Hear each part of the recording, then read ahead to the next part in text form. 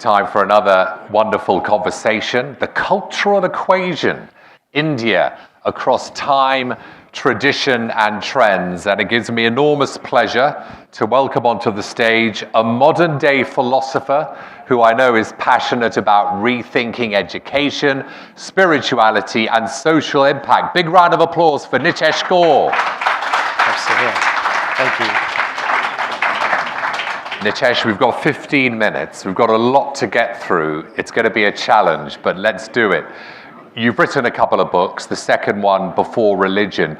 Give us a sense, Nitesh, of this book and how it offers a different take on the role that ancient Indian religion and spirituality plays in this modern world we live in. Yeah, thank you. I think the key reason why I wrote that book was essentially this notion that I feel is really lacking. Everybody talks about this idea of, I'm spiritual but not religious, and it's becoming a big trend. Well, this was the case in ancient India millennia ago.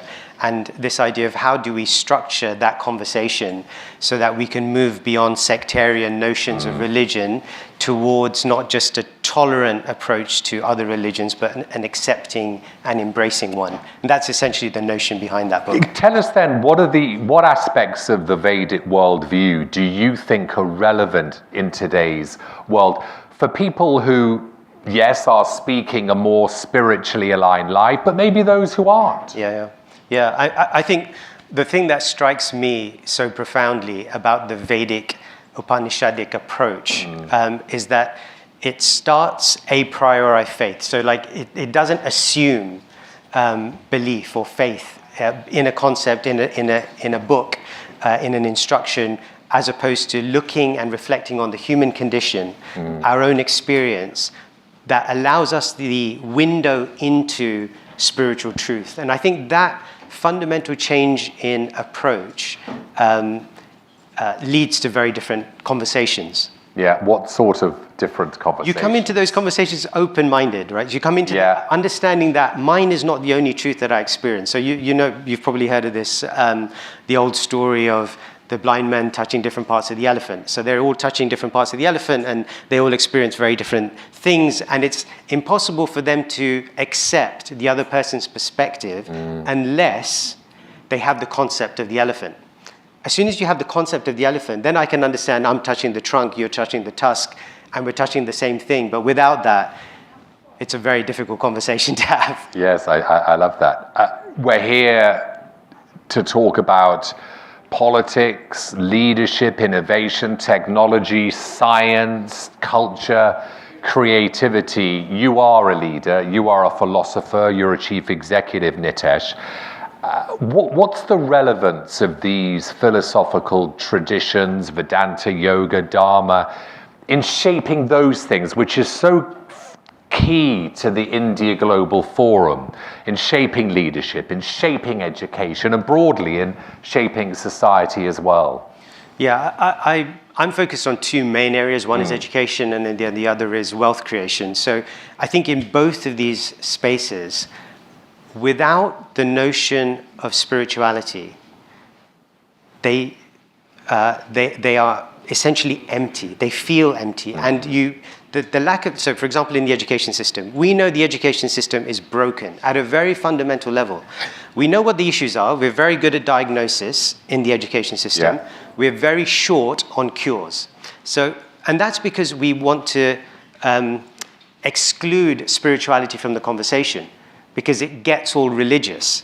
And we don't like the idea of being religious. And therefore, to my earlier point, how do you have a spiritual conversation without it getting uncomfortable, because it's getting all religious now, particularly in an education context where you've got young people who might be, whatever, you don't want to kind of influence them in inappropriate ways. So I think that conversation, that ability to engage with a spiritual subject without becoming sectarian, is an approach that the Vedic tradition has that is very, very powerful, because that was ancient India.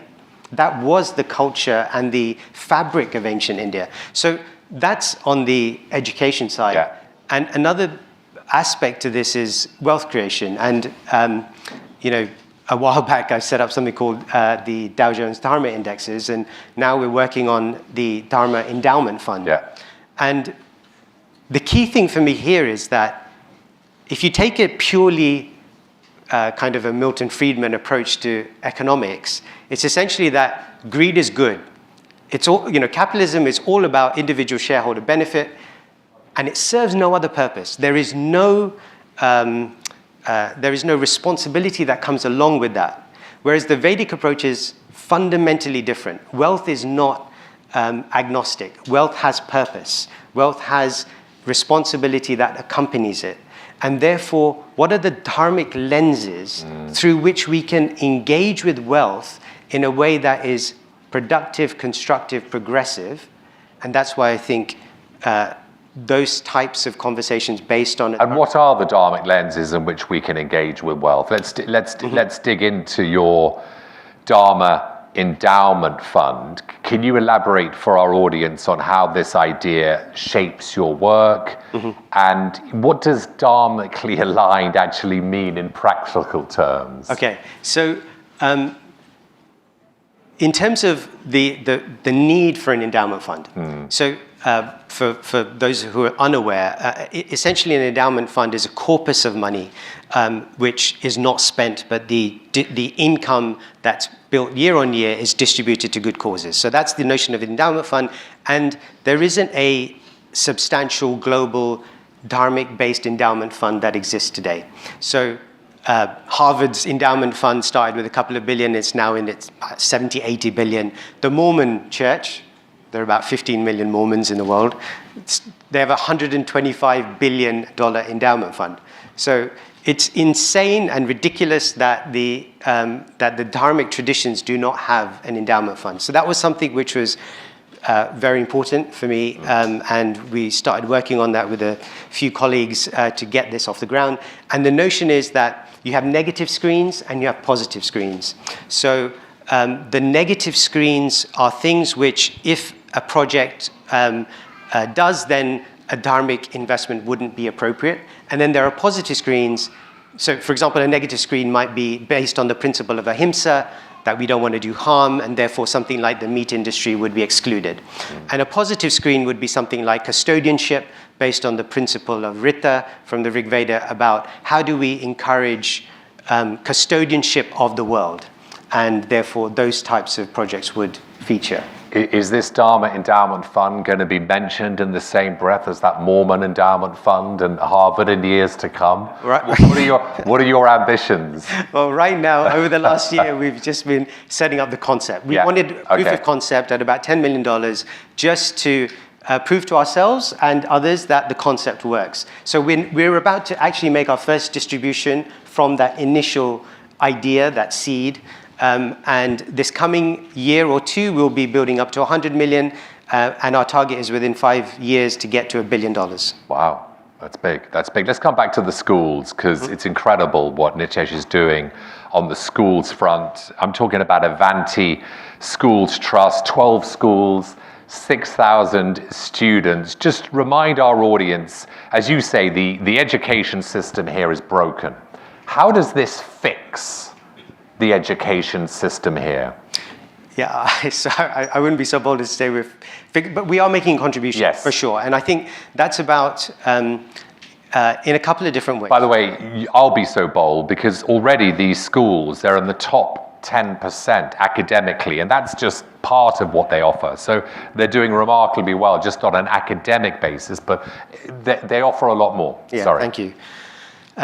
For us, it was about the point I made.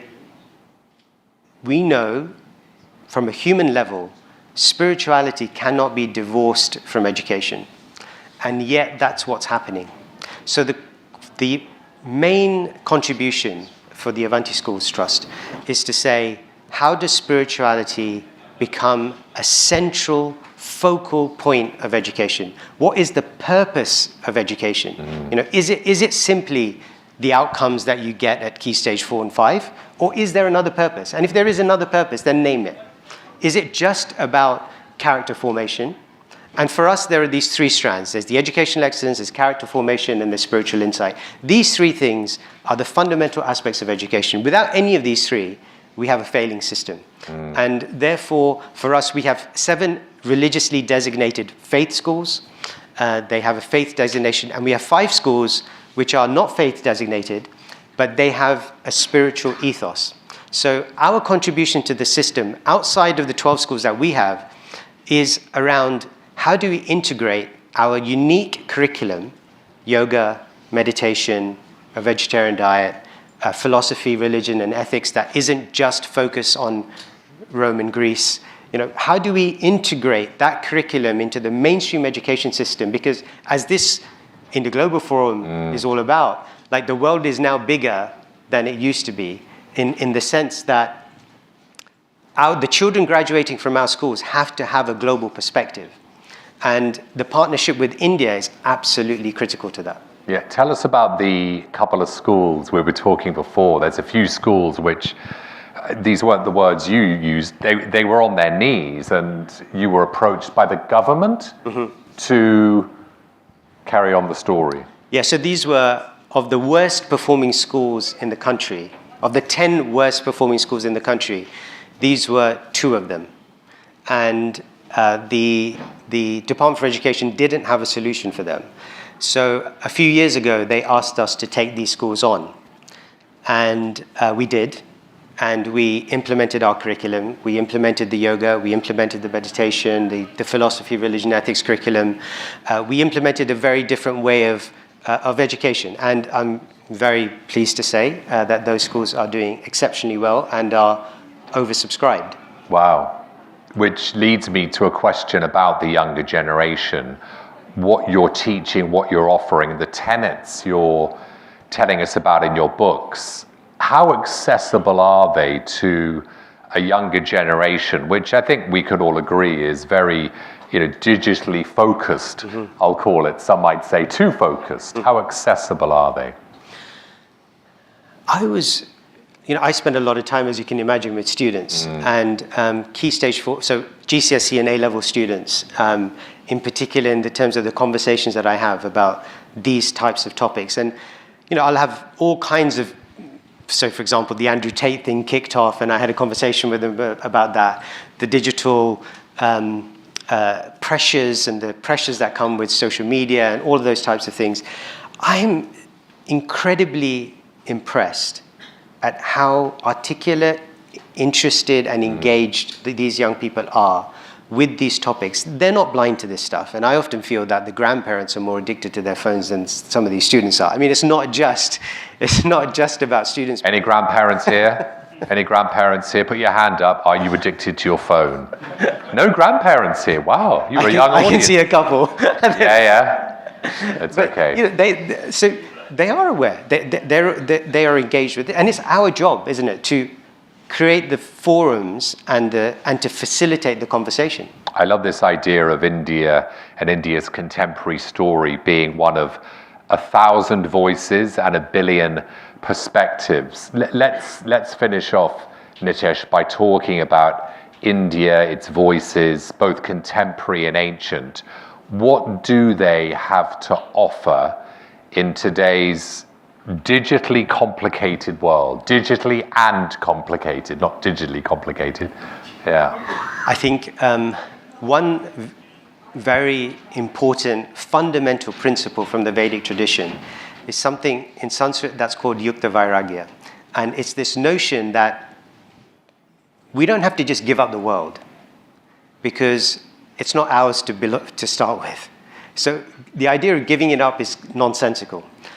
The Vedic tradition is all about how do I utilize something? How do I use everything in a way that is in connection with and progressing my spiritual insight? How does it facilitate that? And that is, at a very basic level, a core idea or aspect of spiritual life is how do I connect every moment? So meditation, for example, is not just the 20 minutes I do in the morning, close my eyes and I meditate. Meditation is supposed to be a moment-to-moment experience. Yes. And I think that the Vedic tradition has something powerful to say to that in this point. How do we use technology in a way that progresses, that has purpose, as opposed to is just a utility. Isn't Nitesh brilliant? I could talk to him for a long time, but we were only granted 15 minutes. Let's give him a massive round of applause. Thank you very much.